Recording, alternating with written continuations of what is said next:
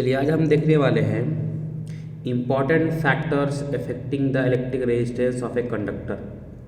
किसी चालक के वैद्युत प्रतिरोध को प्रभावित करने वाले मुख्य कारक। कहने का ये मतलब हुआ कि इलेक्ट्रिक जो रेजिस्टेंस है वो किन किन फिजिकल क्वांटिटी पे डिपेंड करता है, मतलब कि कौन कौन सा फिजिकल क्वांटिटी चेंज होने पर इसका रेजिस्टेंस चेंज हो जाएगा, प्रतिरोध चेंज हो जाएगा, वो देख लेते हैं। यहाँ से हम इलेक्ट्रिक रेजिस्टेंस को कौन कौन इफेक्ट करता है, कौन कौन से फिजिकल क्वांटिटी चेंज होने से उसका रेजिस्टेंस चेंज होता है, वो देख लेते हैं। यहाँ से हम लोग यहाँ से कॉन्सेप्ट हो जाएगा।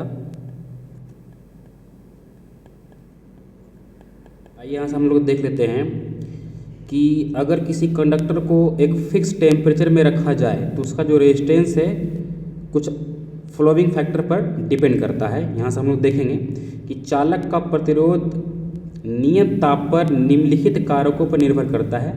मतलब यहाँ से हम लोग देखने वाले हैं कि किन किन फैक्टर पर, किन किन कारकों पर ये निर्भर करता है। तो पहला कारक है कि the resistance R of a conductor is directly proportional to its length. किसी चालक का प्रतिरोध इसकी लंबाई के समानुपाती होता है। ये मतलब हुआ इसका कि अगर किसी चालक का जो रेजिस्टेंस है, प्रतिरोध है, वो प्रोपोर्शनल होता है लंबाई का। कहने का ये मतलब हुआ कि अगर उस कंडक्टर का, उस चालक का अगर आप लंबाई बढ़ाइएगा, लेंथ बढ़ाइएगा, तो उसका जो प्रतिरोध होगा, रेजिस्टेंस होगा, वो भी बढ़ जाएगा, वो भी इंक्रीज हो जाएगा। अगर उस कंडक्टर का आप लंबाई घटाइएगा, डिक्रीज कीजिएगा, तो रेजिस्टेंस भी क्या हो जाएगा, डिक्रीज हो जाएगा, घट जाएगा। तो यहाँ से हम लोग मैथमेटिकल फॉर्म देख लेते हैं। यहाँ से तो मैथमेटिक्स में कुछ इस तरह से हम लोग लिखेंगे, आर प्रोपोर्शनल एल। यहाँ से लिखेंगे आर प्रोपोर्शनल एल। कहने का ये मतलब हुआ कि अगर आप लंबाई बढ़ाइएगा तो रेजिस्टेंस बढ़ेगा, लंबाई घटाइएगा तो रेजिस्टेंस घट जाएगा। तो ये हो जाएगा इक्वेशन नंबर फर्स्ट। अब हम लोग देख लेते हैं यहाँ से दूसरा कारक है, दूसरा फैक्टर है, the resistance R of a uniform conductor is universally proportional to its area of cross section. इसको हिंदी में इस तरह से बोलेंगे कि किसी चालक का प्रतिरोध इसके अनुप्रस्थ काट का क्षेत्रफल के व्युत्क्रमानुपाती होता है। इसका ये मतलब हो गया कि जो कंडक्टर आप लिए उसका क्रॉस सेक्शन एरिया, उसका क्षेत्रफल, मतलब कि उसका क्षेत्रफल कितना है, तो उसका मोटाई कितना है, जो आप कंडक्टर लिए हैं उस मोटाई का क्रॉस सेक्शन एरिया, अनुप्रस्थ काट का क्षेत्रफल के इन्वर्सली प्रोपोर्शनल है। कहने का मतलब जितना ज़्यादा मोटा तार होगा उसका रेजिस्टेंस उतना ही क्या होगा, कम होगा। कह रहा है इन्वर्सली प्रोपोर्शनल है। इसका ये मतलब है कि जितना ज़्यादा मोटा तार उसका रेजिस्टेंस उतना ही कम। जिसको हम मैथमेटिकल फॉर्म में देख लेते हैं तो आर यहाँ पर से इन्वर्सली प्रोपोर्शनल हो जाएगा 1/एरिया, ये हो जाएगा दूसरा। इसका ये मतलब हुआ कि अगर आप एरिया बढ़ाइएगा तो रेजिस्टेंस कम हो जाएगा। मतलब कि जितना मोटा ज़्यादा तार होगा उसका रेजिस्टेंस कम होगा, रेजिस्टेंस कम होगा तो उसके अंदर इलेक्ट्रिक करंट, विद्युत धारा ज़्यादा प्रवाहित होगा। अगर आप एरिया कम करते हैं तो रेजिस्टेंस ज़्यादा होगा।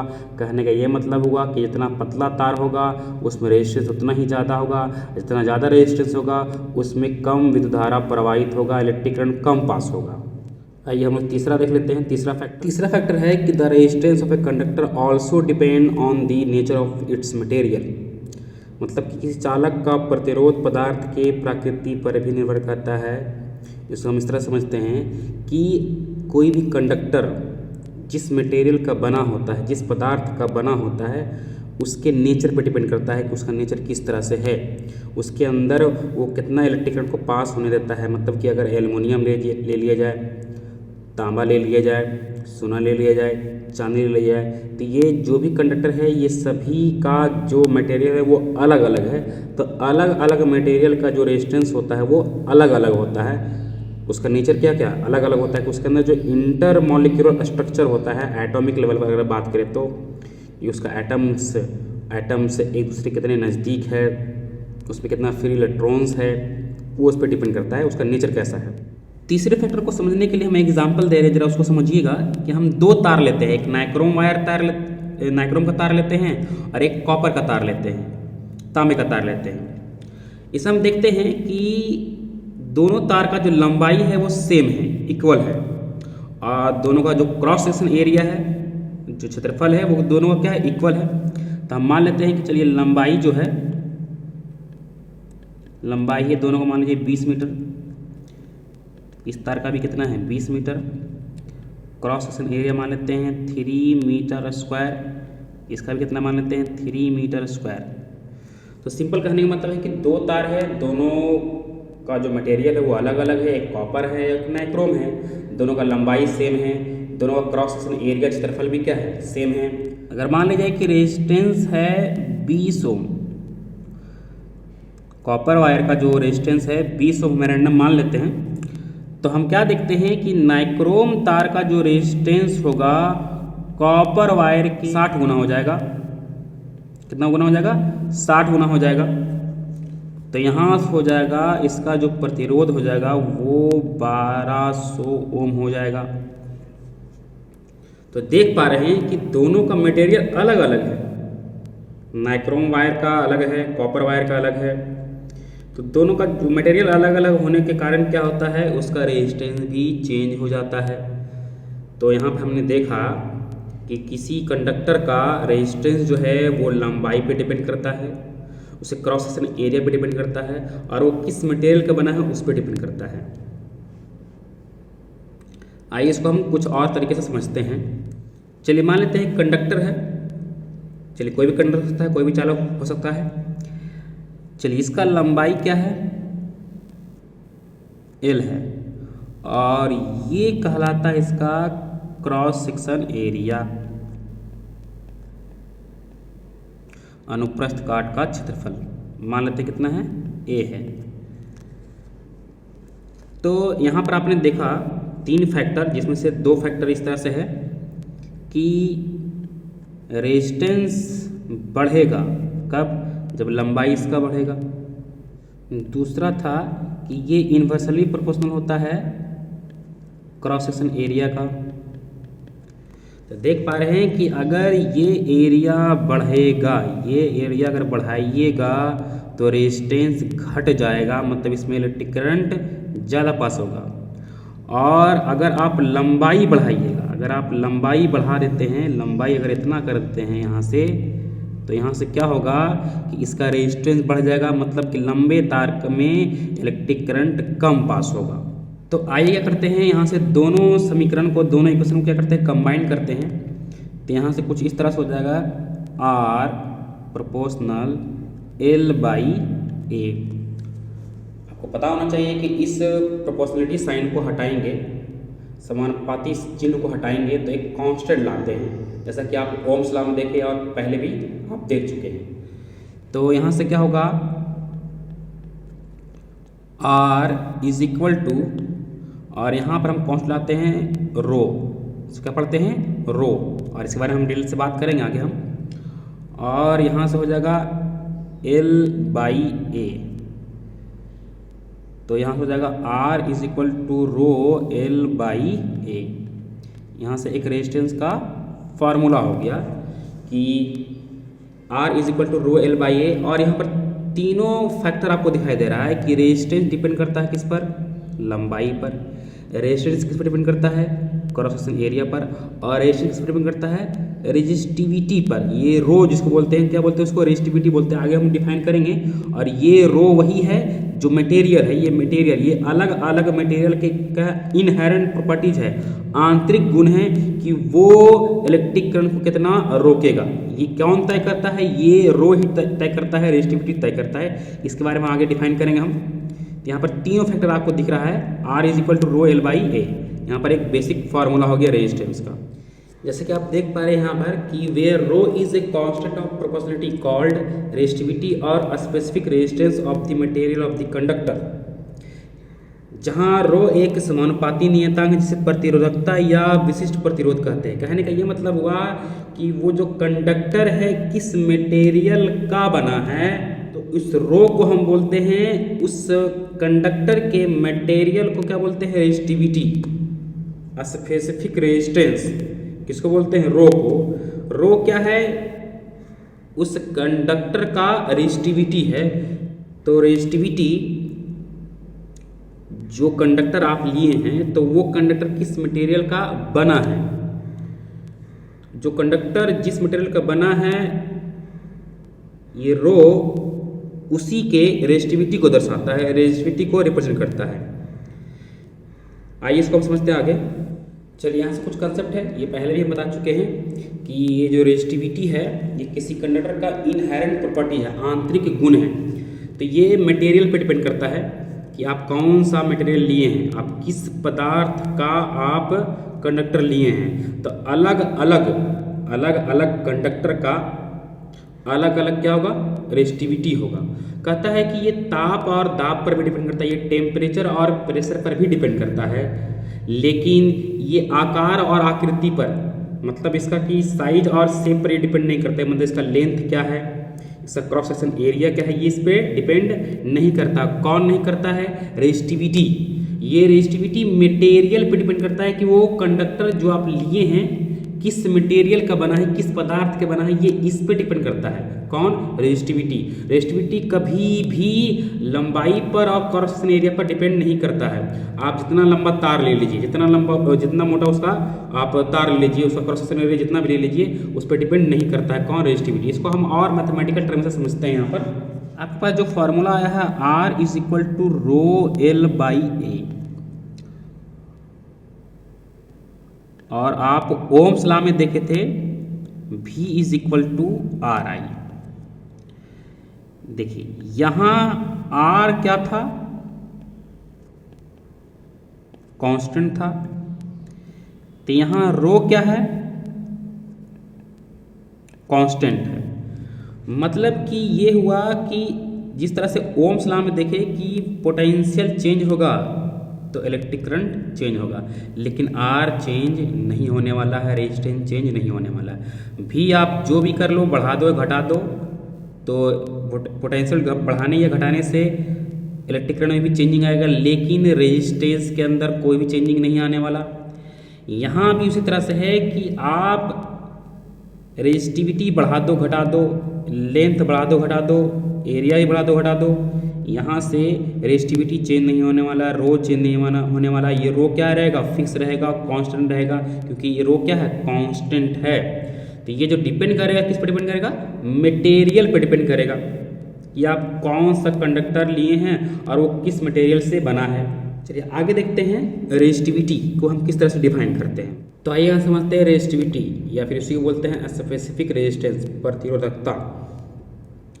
तो सिंपल सा मतलब है कि resistivity is the intrinsic property of the substance, whereas resistance is a property of an object. ये जो रेजिस्टिविटी होता है ये सब्सटेंस का इनहेरेंट प्रॉपर्टीज है, गुण है, और या फिर ये कह लिया जाए कि ये ऑब्जेक्ट का गुण है, ये वस्तु का गुण है। तो प्रतिरोधकता किसी पदार्थ का आंतरिक गुण है, यह पदार्थ के आकार एवं आकृति पर निर्भर नहीं करता, पहले बता चुके हैं। थोड़ा सा और हम यहाँ पर एलिब्रेट कर देते हैं, ऐसे तो आगे ये पढ़ने का है, इसको हम अभी यहाँ पर नहीं बताया तो कोई फर्क नहीं पड़ता है, इसके बारे में और ही पढ़ने का है कि ये जो रेजिस्टिविटी जो होता है वो टेम्परेचर पर भी डिपेंड करता है, चुंबकीय क्षेत्र पर भी डिपेंड करता है। यहाँ पर 3 पदार्थ को छोड़ करके, लोहा, कोबाल्ट, निकेल, ये तीनों अगर मटेरियल रहे तो चुंबकीय क्षेत्र में रहे तो उस पर कोई फर्क नहीं पड़ेगा, लेकिन इसके अलावे कोई और मटेरियल रखिएगा चुंबकीय क्षेत्र में तो क्या होगा कि उसका जो रेजिस्टिविटी होगा वो बढ़ जाएगा। उसी तरह कुछ ऐसा मटेरियल है जो प्रकाश की तीव्रता पर भी निर्भर करता है, जैसे कि सेलेनियम, कैडमियम, सल्फाइड आदि। ये सारा जो मटेरियल है ये क्या होगा कि अगर प्रकाश की तीव्रता उस पर बढ़ा दीजिएगा तो क्या होगा, उसका जो रेजिस्टिविटी होगा घट जाएगा। जैसे इसका उल्टा है कि चुंबकीय क्षेत्र में लोहा, कोबाल्ट, निकेल रखिएगा तो उसका जो रेजिस्टिविटी होगा वो बढ़ जाएगा, लेकिन अगर सेलेनियम, कैडमियम सल्फाइड, अगर ये सारे मटेरियल पर अगर प्रकाश की तीव्रता बढ़ाया जाए तो उसका रेजिस्टिविटी क्या होगा, घट जाएगा। तो कहने का ये सीधा मतलब है कि रेजिस्टिविटी जो है वो, प्रतिरोधकता जो है वो मटेरियल पर डिपेंड करता है कि वो किस मटेरियल का बना है। इसको और यहाँ से हम समझ लेते हैं कुछ एग्जाम्पल से। जैसे कि आप देख पा रहे हैं यहाँ पर कि 3 मटेरियल है, 3 कंडक्टर है यहाँ पर, और हम मान लेते हैं कि ये तीनों जो है वो कॉपर का है, तांबे का, ये भी कॉपर का है, ये भी कॉपर का है, और ये भी कॉपर का है। तो देख रहे हैं कि लंबाई तीनों का अलग अलग है, ये L है, ये 2L है, और ये 3L है। इसका क्रॉस सेक्शन एरिया A है, इसका 3A है, मतलब 3 गुना है, इसका क्या है 5 गुना 5A है। देख रहे हैं कि तीनों कॉपर का है, लेकिन तीनों का जो लंबाई है और क्रॉस सेक्शन एरिया जो है वो क्या है, अलग अलग है। तो यहाँ पर होगा क्या कि तीनों का जो रेजिस्टेंस होगा वो अलग अलग होगा। तीनों का क्या होगा, रेजिस्टेंस क्या होगा, अलग अलग होगा, ये डिफरेंट डिफरेंट होगा। क्योंकि अभी हम पढ़े हैं कि रेजिस्टेंस लंबाई पे डिपेंड करता है, रेजिस्टेंस क्रॉस सेक्शन एरिया पे डिपेंड करता है, और वो मटेरियल पे डिपेंड करता है। यहाँ पर मटेरियल तो सब सेम है, कॉपर है, तांबा है, तो यहाँ पर मटेरियल सेम है, लेकिन सभी का लंबाई और क्रॉस सेक्शन एरिया अलग है। तो इसके कारण से क्या होगा कि रेजिस्टेंस तीनों का क्या होगा, डिफरेंट डिफरेंट होगा। तो यहाँ से क्या होगा, तीनों का रेजिस्टेंस अलग अलग होगा, लेकिन एक ऐसा फिजिकल क्वांटिटी होगा जो तीनों का सेम होगा। क्यों सेम होगा, क्योंकि तीनों का जो मटेरियल क्या है वो सेम है, और वो फिजिकल क्वांटिटी होगा रेजिस्टिविटी। इसका जो रेजिस्टिविटी होगा तीनों क्या होगा, सेम होगा, क्योंकि ये भी कॉपर, ये भी कॉपर, ये भी कॉपर, मटेरियल सेम है, तो रेजिस्टिविटी क्या होगा, सेम होगा। रेजिस्टिविटी चेंज नहीं होने वाला तीनों का। हाँ, अगर आप ये कहते हैं, इसको हम अगले एग्जाम्पल हम इस तरह भी समझ सकते हैं यहाँ से। चलिए ऐसा मान लेते हैं कि इसका लंबाई क्या है, L है, इसका क्रॉस सेक्शन एरिया कितना है, A है, इसका भी लंबाई क्या मान लेते हैं, L है, इसका क्रॉस सेक्शन एरिया कितना है, A है। और अगर मान लिया जाए कि ये हो गया आपका कॉपर और ये हो गया आयरन, देख रहे हैं कि दोनों मटेरियल अलग अलग है, लेकिन दोनों का लंबाई और क्रॉस सेक्शन एरिया क्या है, अलग अलग है। यहाँ देख पा रहे हैं कि दोनों मटेरियल क्या है, अलग अलग है, एक कॉपर है या एक आयरन है। ये दोनों का लेंथ और क्रॉस सेक्शन एरिया सेम होते हुए भी दोनों का रेजिस्टिविटी क्या होगा, अलग अलग होगा, क्योंकि कॉपर और आयरन अलग अलग मटेरियल है। तो यहाँ पर क्या होगा कि रेजिस्टिविटी अलग अलग हो जाएगा। लेकिन पिछले वाले में देखे थे कि तीनों कॉपर था, लंबाई अलग अलग होने के कारण भी क्या था, रेजिस्टिविटी सेम था। लेकिन यहाँ क्या है कि कॉपर और एक आयरन है, रेजिस्टिविटी दोनों का क्या हो जाएगा, अलग अलग होगा, मटेरियल क्या हो गया, अलग अलग हो गया। रेजिस्टेंस क्या होगा, ये भी अलग अलग हो सकता है, क्योंकि रेजिस्टेंस मटेरियल पर भी डिपेंड करता है। यहाँ पर ये नहीं कह सकते कि रेजिस्टेंस दोनों का सेम होगा, हाँ सर, क्योंकि लंबाई भी तो इक्वल है और क्रॉस सेक्शन एरिया भी इक्वल है। तो आपको पता होना चाहिए कि जो रेजिस्टेंस जो डिपेंड करता है वो 3 पर डिपेंड, आप देख सकते हैं कि रेजिस्टेंस जो 3 फिजिकल क्वांटिटी पे डिपेंड करता है, अभी आप पढ़ चुके हैं, रेजिस्टिविटी, लेंथ और क्रॉस सेक्शन एरिया।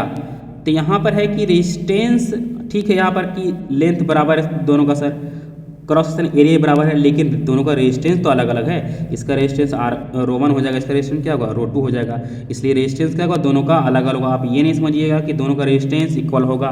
तो ये होता है रेजिस्टिविटी।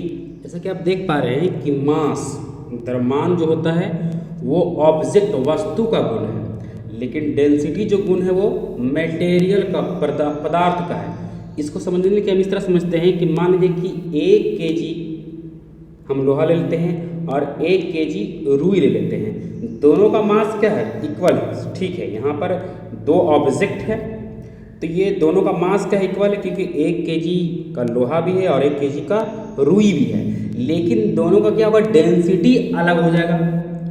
दोनों क्या होगा, डेंसिटी अलग हो जाएगा। देखिए दोनों वस्तु है तो दोनों का मास क्या है, इक्वल है, ये बात सही है, लेकिन डेंसिटी क्या हो जाएगा, अलग अलग हो जाएगा, क्योंकि ये ऑब्जेक्ट का ये गुण नहीं है, ये मटेरियल का गुण है। डेंसिटी क्या है, मटेरियल गुण है। अब आपको डेंसिटी को समझने के लिए आपको यहाँ से फार्मूला देखना पड़ेगा कि डेंसिटी का जो फार्मूला होता है, डेंसिटी इज इक्वल टू